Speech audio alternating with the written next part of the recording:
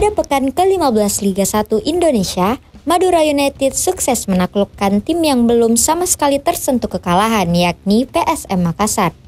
PSM Makassar akhirnya pecah telur juga.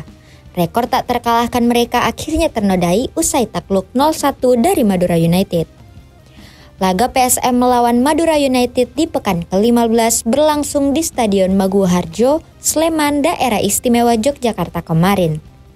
Sebelumnya, laga menghadapi Madura United, PSM belum sama sekali tersentuh kekalahan dari 13 pertandingan yang sudah dimainkan.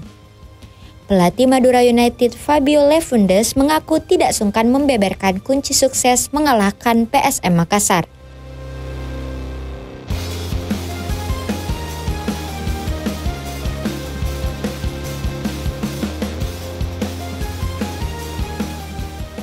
Meskipun tim asuhannya untuk meraih hasil itu bukan perkara mudah. Lefundes mengatakan para pemainnya sama sekali tidak meremehkan kualitas pemain PSM Makassar. Oleh karena itu, timnya tetap fokus sepanjang laga dan berhasil meraih kemenangan.